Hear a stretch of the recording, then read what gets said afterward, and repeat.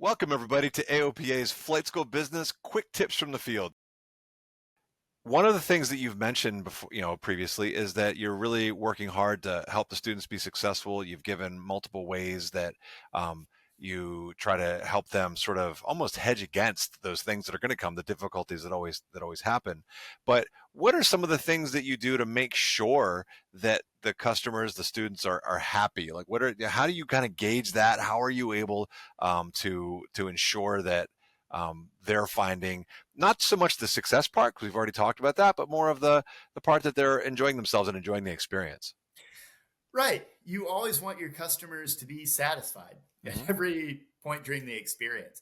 I guess the easiest answer to that in the beginning would just be to try to provide great experiences in every aspect of their training, everything from the aircraft that you have available to them, to the housing that you provide, to the quality of your flight instructors and the level of instruction that they're providing.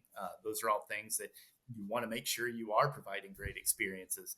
But beyond that, you also want to remember that there are two variables that are always at work when it comes to satisfaction.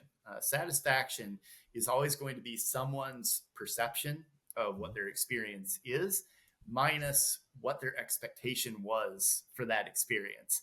And you want to always be paying attention to both of those variables. So, in terms of making sure that their perceptions are good, that goes back to what I was saying. You just want to always be sure you're dedicated to providing the best experience Hmm. possible for every student that comes through your door.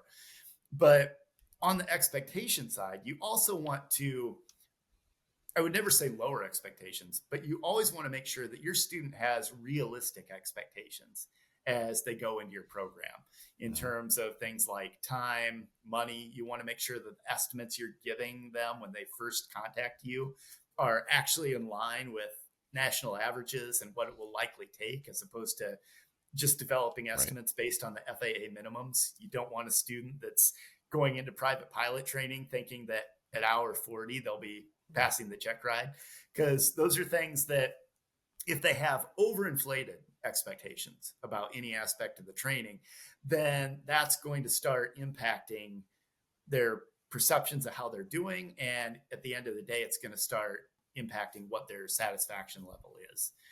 And other aspects of making sure that they're staying satisfied.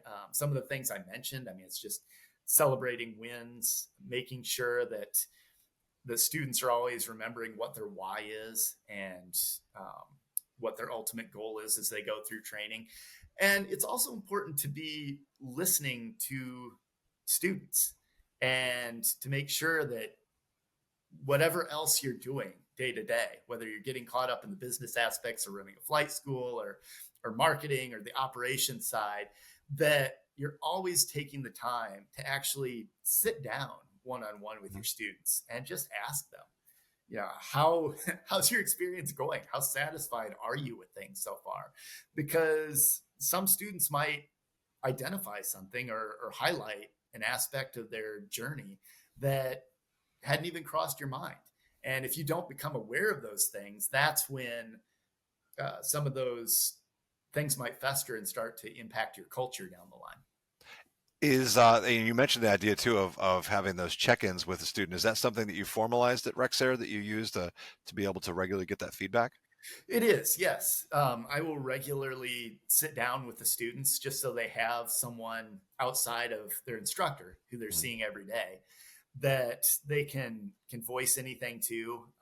I let them know, please tell me if there's anything during your experience that you want to flag as a way that we could potentially improve things or make our processes better. We always want to listen to what students have to say and then to act on those things as well. All right, great.